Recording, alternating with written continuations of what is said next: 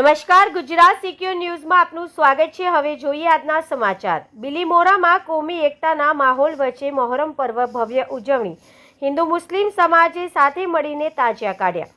બિલીમોરાના માર્ગ ઉપર ભવ્ય અને આકર્ષક તાજિયાના જુલુસ નીકળ્યા હતા, જેમાં મોટી સંખ્યામાં લોકો જોડાયા।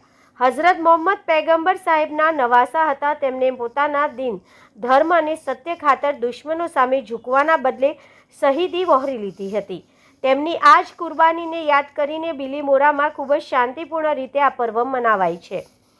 બિલીમોરાના જુદા જુદા વિસ્તારોમાં લોકો માટે શરબત વિતરણ, ન્યાઝ તેમજ અન્ય ધાર્મિક અને સામાજિક કાર્યક્રમોનું સુંદર આયોજન કરવામાં આવ્યું।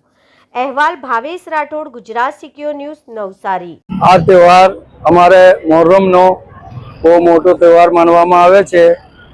અમારા જે ઇમામ હુસૈન એ 72 લોકો જોડે જંગમાં ગયેલા, ત્યાં એમને શહાદત અપનાવેલી। ખરાબ કામ ગેર કામ કરવા કરતા એમણે શહાદત કબૂલ કરેલી અને એ મોહબ્બતનો પેગામ ઇમામ હુસૈને આપેલો છે। એ ઇસ્લામ માટે બહુ મોહબ્બતનો, બહુ અગત્યનો તહેવાર માનવામાં આવે છે। આજે ઘણી સંખ્યામાં બિલીમોરામાં પબ્લિક ભેગી થઈને મોહરમનો તહેવાર મનાવવામાં આવેલ છે અને જે કઈ જગ્યાએ શરબત, ખીચડો બધો પ્રોગ્રામ રાખવામાં આવેલ છે।